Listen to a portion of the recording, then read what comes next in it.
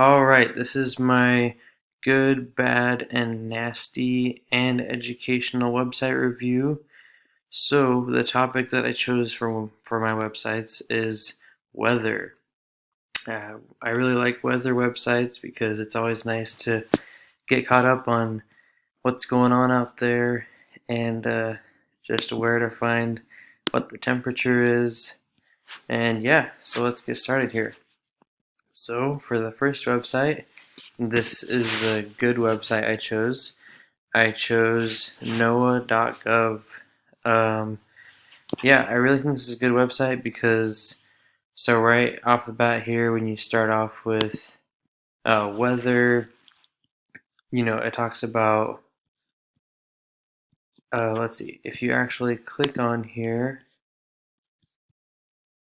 it tells you, how many observations there are. And if you go to climate, it gives you like a little description, and then it says about the NOAA climate and like just talks about that and stuff. And then you can go into more detail down here and explore, download maps of climate conditions and outlooks and all that kind of stuff.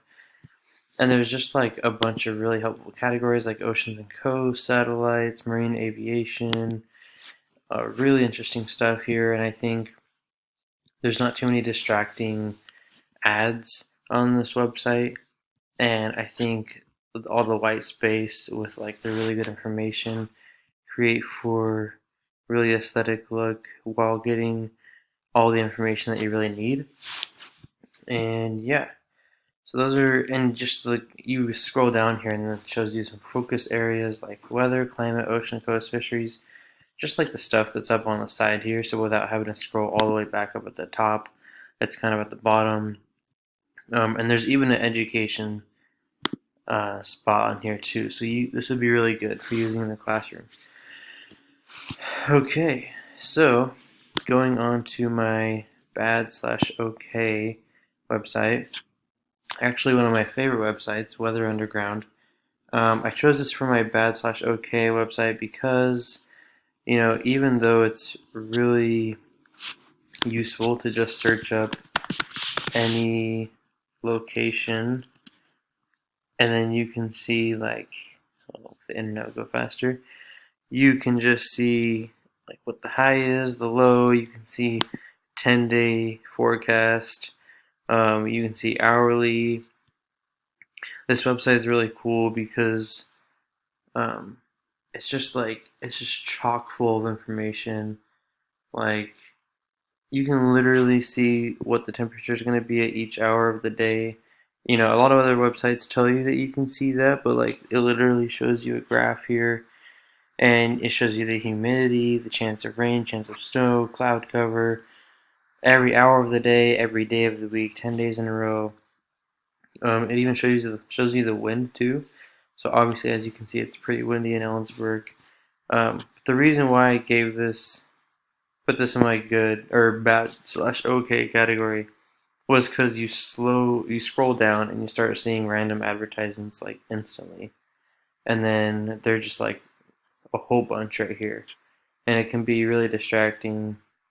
At least they're not inappropriate advertisements, but just the fact that there's just so many there, and it can be kind of, in the way. That's why I gave it that rating. Also, right at the top here, you can have like video ads, even live ads and stuff. It can also be kind of a lot to handle, like really busy with like information up here and then information that you were looking for down here. Advertisements on the sides. Might be kind of hard to find what you're looking for if you don't exactly know what you're trying to find. And then, geez, yeah, just so many like records and do all this kind of stuff here.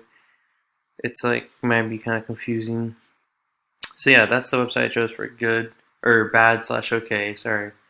And then the website I chose for the nasty one was AccuWeather, and the reason for that was mostly because the advertisements are just all over the place. Like instantly, there's just advertisements everywhere. and then yeah, I mean that is just the cover page. So if we go to like let's say severe weather, you click on that, loads. Okay, so severe weather, and then we go to hurricane.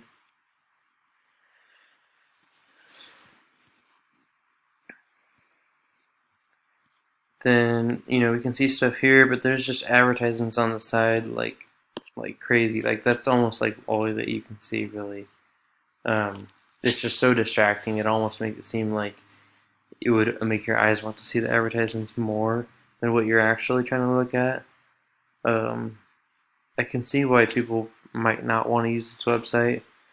Um, and it's got one of those drop down menus that like if you put your mouse up here, then this stuff starts dropping down, and you might not want it to. The search bar is really small and kind of like just up there and not really big and noticeable. And that should be something that's really obvious so that you can find stuff. And again, there's an advertisement just right up there, right up top, which can be kind of a deterrent. So what I chose for the educational website is weatherforkids.org. You can find lots of cool stuff on different types of weather, like rain, of what rain is for, how it can help the environment, what is rain, what makes it rain, and so that's can be super educational, and it talks about floods and stuff like that. And then you can look at climate, lightning. So this could be like really cool stuff to do in some of the science parts of your class, especially just for elementary mostly. Um, just talking about temperature, heat, how can like heat affect the climate, measuring the level of heat with a thermometer. Really good information. I think yellow is like a really inviting color. And yeah, it's just educational because you can do a lot of cool lessons with this. Talk about the effects of disastrous weather situations. Thunderstorms, those happen a lot in many different areas, so that's really applicable. Yeah, so I think that's a really great website for education. And yeah, all in all, these are the good, bad, nasty, and educational websites that I chose. Thanks for watching.